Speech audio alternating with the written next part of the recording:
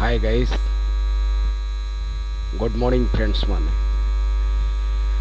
गोटे कथा मु कहवाक चाहूँगी जे आम भगवान निकटतर केमती हो पार सत्ता सहित आम केमी आटाचमेंट हवा गोटे कथा हूँ जे भगवान को सहित युक्त हवा हेले आमको काम क्रोध मद लोभ मोह माया सबको छाड़वा को पड़ो। तो से काम क्रोध मोह माया हिंसा ईर्षा आमको दूरीभूत करने को हेले प्रथमे आमको सत्तांकर नाम ध्यान करने को पड़ो। सत्ता देइथिबा से प्रेयर सकाळे और संध्यारे आमको करने को पड़ो। तेबे जाई आमे मोह माया हिंसा ईर्षा ये सब आम पाखु बहिष्कृत हो पार।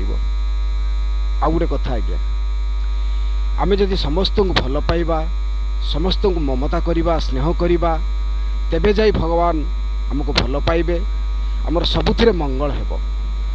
आ जदि आमे भगवान को भल न पाइबा भगवान को सहित अटैचमेंट न होबा ताले आमे केबे भी मनीष सहित गणना हो पारिबा नाही। कथारे अछि थिले थाउ पछे गुण हजार चरित्र नथिले सबु असार।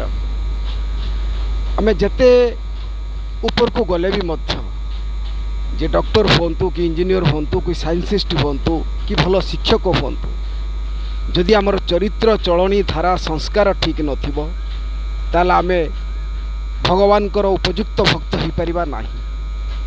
तेणु मोर एतिक अनुरोध आमे समस्ते भगवान को विश्वास करिबा भल पाइबा भक्ति करिबा एवं समस्त सहित स्नेह ममतार बांधी हेबा तेबे जाई भगवान आमको भल पाइबे आमर मंगल हेबो।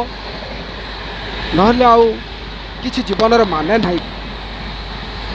मनीषर तो सुख दुख लगी रही विपद लगी रही तेणु ये विपद को सामना करने को हेले ए विपद आम पाखु टलिबा को हेले आमको भगवान को प्रार्थना करने को पड़ो। भगवान को पाखरे आमको पूजा अर्चना करने को पड़ो तेबे जाई आमे संसार मुक्ति पाई परिबा। जय गुरु।